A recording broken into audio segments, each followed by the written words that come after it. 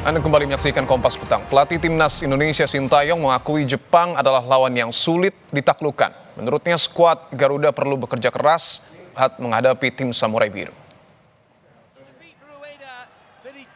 Menurut Sintayong, Timnas Jepang dengan peringkat FIFA yang jauh lebih tinggi dibandingkan Indonesia dianggap sebagai tim terbaik di Asia, baik dari segi performa maupun peringkat. Sintayong menegaskan perbedaan peringkat ini bukan berarti Indonesia tanpa peluang. Namun skuad Garuda harus bermain lebih efektif dan solid untuk menahan serangan lawan.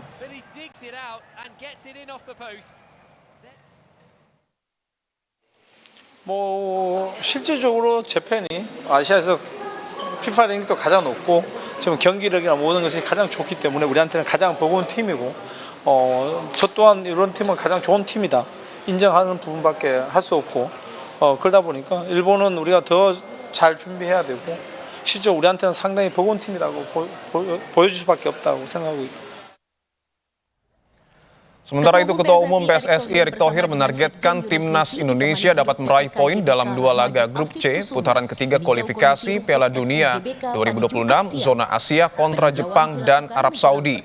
Erick menyampaikan bahwa finish di posisi 3 atau 4 bagi skuad Garuda merupakan harga mati agar bisa melaju ke putaran keempat kualifikasi Piala Dunia 2026. Ditemani Dirut PPK GBK Rahmadi Afif Kusumo meninjau kondisi rumput SU GBK. Kalau saya selalu setiap pertandingan ingin dapat poin.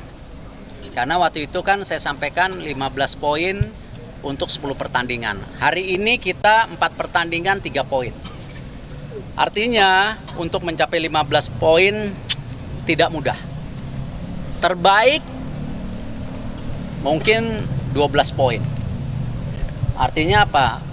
Ranking 3-4. Jelang laga Timnas Garuda versus Jepang, Sandy Walsh telah tiba di Jakarta untuk bergabung dengan Timnas Indonesia jelang laga kualifikasi Piala Dunia 2026 melawan Jepang dan Arab Saudi. Penjaga gawang Timnas Indonesia Martin Paes mengunggah momen kebersamaan dengan Sandy Walsh. Martin diketahui tiba di Indonesia pada 7 November yang lalu.